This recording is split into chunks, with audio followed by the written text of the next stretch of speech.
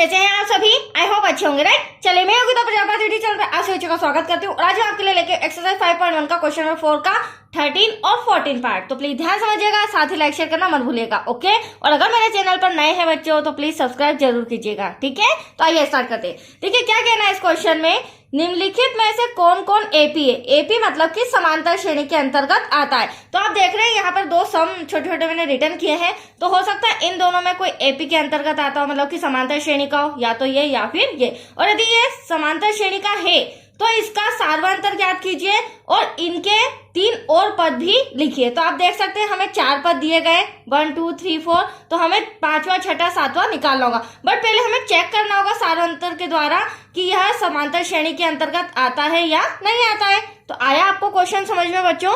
चलिए अब फर्स्ट ये जो सम दिया गया है 13 नंबर का, इसे मैं रिटर्न कर लेती हूँ। ये हमें दिया गया √3, √6, √9, देन √12।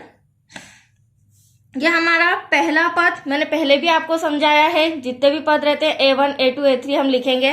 तो ये प्रथम पद, ये A2 द्वितीय पद, तृतीय पद और चतुर्थ पद। अब सार्वंतर का फॉर्मूला लगा के हम चेक करते हैं कि यह समांतर श्रेणी आ रही है या नहीं आ रही है, ठीक है।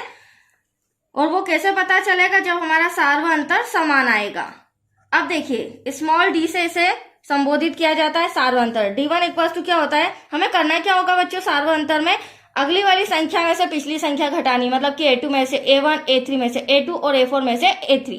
इस तरह जब हम इसे माइनस करेंगे तो हमें यहाँ पर आंसर में पता चलेगा कि यह समान आ रहा है या असमान आ रहा है। अगर समान आ रहा है हमारा सार्वंतर तो हम कह सकते हैं कि हमारा समांतर श्रेणी मतलब कि यह एपी है। और अगर असमान आ रहा है तो यह समांतर श्रेणी नहीं है। That's clear. तो वो हम सॉल्व करके पता करेंगे, राइट। अब देखिए सार्वंतर D1 इक्वल टू, अभी मैंने जस्ट समझाया, माइनस करना होगा A2 माइनस A1। तो आप देख सकते हैं ये मेरा A2 है, ये मेरा A1 है। तो A2 हमारा क्या हो जाएगा, √6 हो जाएगा बच्चों, जिसमें से माइनस करना है √3। अब ध्यान से देखिएगा, यहाँ पर हम क्या कॉमन ले सकते हैं, ठीक है।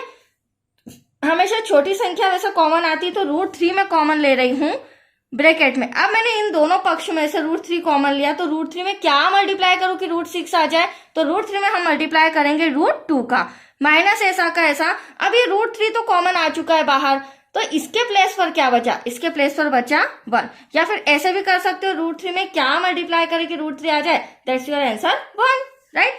अब हम D2 फाइंड कर लेते हैं, यहां लिख लेती हूं मैं। देखिए D2 में क्या हो जाएगा, A3 माइनस A2। अब हम करेंगे A3 में से A2 का माइनस, तो ये रहा A3, ये रहा A2। A3 हमारा √9 है बच्चों, जिसमें से हमें माइनस करना है A2 को, जो कि √6 है। अब यहां भी हम देखेंगे तो इन दोनों का कॉमन फैक्टर 3 आता है। तो यहां से मैं क्या कॉमन ले रही हूं, वापस से √3। √3 में क्या मल्टीप्लाई करें कि 9 आ जाए, तो यहाँ पर √3 का करेंगे तो 3 3 9 हो जाएगा, राइट। अब यहाँ पर क्या मल्टीप्लाई करें कि 6 आ जाए, तो यहाँ पर हम मल्टीप्लाई करेंगे √2 का। देखिए 3 2 6। तो आया आपको समझ में बच्चों? इसी तरह हम D3 भी फाइंड कर लेते हैं। आप देख सकते हैं वैसे तो यहाँ पर हमारा जो सार्वंतर आ रहा है वो असमान आ रहा है, ठीक है। यहाँ पर समांतर श्रेणी हमारी नहीं बन रही, क्योंकि ब्रैकेट के बाहर तो √3 बट ब्रैकेट के अंदर जो है दोनों ब्रैकेट अलग अलग आ रहे हैं, एक जैसे नहीं आ रहे। बट फिर भी मैं आपको थर्ड कंडीशन और सॉल्व करके बताती हूँ, इससे आपको और क्लियरली समझ में आ जाएगा। देखिए अब हम माइनस करेंगे A4 माइनस A3। तो A4 हमारा √12 है बच्चों, जिसमें से हमें माइनस करना है √9। अब देखिएगा इन दोनों का फैक्टर भी 3 होता है, तो यहाँ पर 3 ले रही हूँ √ में।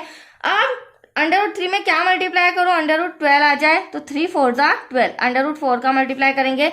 यहाँ तो अभी मैंने आपको जस्ट समझाया था √3 का करेंगे। अब आप देख सकते हैं इजीली, ना ही हमारा D1 बराबर आ रहा है D2 के, ना ही हमारा D2 बराबर आ रहा है D3 के। तो यहाँ पर आंसर में लिखना होगा D1 not equal to D2, D2 not equal to D3। और ये तीनों जब अपने सार्वंतर बराबर नहीं आ रहा है, असमान आ रहा है, तो यहाँ पर AP नहीं होगा।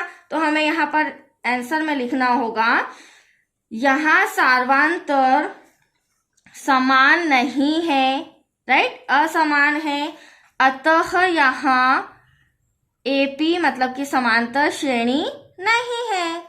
That's your answer. तो आया आपको समझ में? बहुत ही इजी वे में मैंने समझाया है। अब नेक्स्ट हम 40 नंबर का सम यहाँ रिटर्न करके सॉल्व करते हैं, राइट। अब देखिए 40 नंबर के सम में हमें दे रखा है 1 का स्क्वायर, 3 का स्क्वायर, 5 का स्क्वायर और 7 का स्क्वायर, राइट। चलिए अब इसे सॉल्व करते हैं। Very simple. सबसे पहले तो हमें स्क्वायर हटाना होगा, मतलब कि वर्ग हटाना होगा। वर्ग हटाएंगे तो मल्टीप्लाई करना होगा बच्चों, तो 1 1 जा 1 हो जाएगा। इससे हमारा सम इजी हो जाएगा, राइट। 1 1 जा 1, 3 3 जा 9, 5 5 जा 25, 7 7 जा 49। अब इजीली हम इसे नंबर्स दे देते हैं, मतलब पद दे देते हैं A1, A2, A3 और A4। अब इसे हम सार्वधातुक के थ्रू सॉल्व करके देखते हैं कि हमारा सार्वधातुक समान आ रहा है या असमान आ रहा है, राइट। तभी हम पता कर पाएंगे ये AP है या नहीं। तो चलिए हम सार्वधातुक लिख लेते हैं। फॉर्मूला सार्वधातुक D1 equals to A2 minus का A1। अब यहाँ आप देख सकते हैं A2 मेरा 9 है और A1 मेरा 1 है, तो 9 में से 1 को माइनस करेंगे तो 8 आ रहा है। That's clear. इसी तरह हम D2 को भी देखते हैं, वो हो जाएगा A3 माइनस A2। आपको बस फॉर्मूला थोड़ा सा दिमाग में रखना होगा, बाकी बहुत ही सिंपल सम है। A3 हमारा 25 है बच्चों और A2 हमारा 9 है। अब 25 में से 9 जाएगा, दैट्स योर आंसर 16। तो इन दो पक्षों को सॉल्व करने पर ही हमें क्लियरली समझ में आ रहा है कि ये जो हमें श्रेणी दी गई है, सारणी दी गई है या सीरीज दी गई है, वह समांतर श्रेणी की नहीं है, क्योंकि इसका जो D है सार्वधातुक है वो असमान आ रहा है, राइट। तो हम D3 भी सॉल्व करके देख लेते हैं। A4 minus A3। अब A4 हमारा क्या है 49 है, जिसमें से माइनस करेंगे 25। तो यहाँ पे 9 में से 5 गया 4, 4 में से 2 गया 2। तो यहाँ पर आप देख सकते हैं ये जो हमारे पास सार्वधातुक आया है, ये कैसा आया है बच्चों? असमान आया है। और असमान यदि सार्वधातुक होता है तो समांतर श्रेणी नहीं होती है। तो यहाँ पर भी हमें क्या लिखना होगा बच्चों? D1 not equals to D2 और D2 not equals to D3, right. तो यहाँ लिखेंगे आंसर में, यहाँ सार्वधातुक असमान है, अतः